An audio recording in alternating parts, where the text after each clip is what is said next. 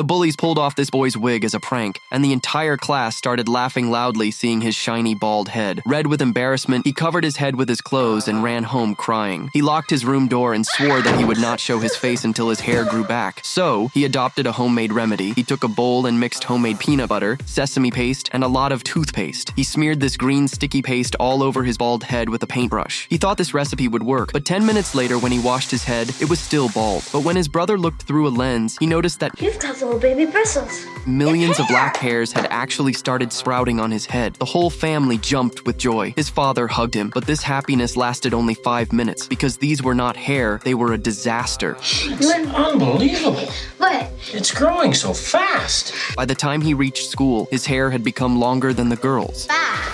Probably with another one of his wigs. No, it isn't. Look, you can see his scalp.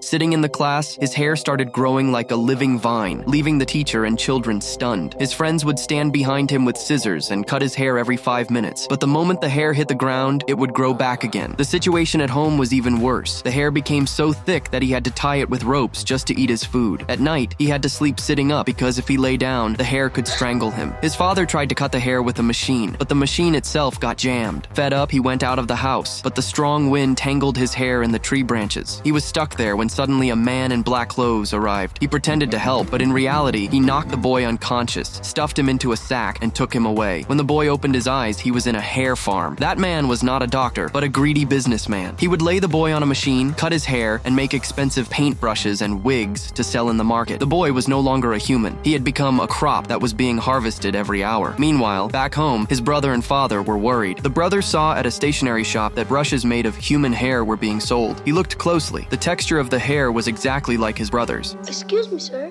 Where do these come from? I don't know. Fellow in a big red truck delivers them. Suspicion turned into certainty. The brother chased that delivery van and reached the factory. There, he saw that the villain was making children work like slaves. The brother immediately untied the boy from the machine, and they started running. But seeing a strange painting on the wall there, the boy remembered that a few days ago, an old couple had shown him this place. Without thinking, the boy jumped inside that painting. Inside was another world, where an old woman fed him a soup. As soon as he drank it, he fell out of the painting, and a miracle happened. His hair had become normal. Outside, the police had arrived, and the owner of that hair farm was caught. That day, the boy learned that sometimes staying bald is 1,000,000 times better than becoming a hair factory.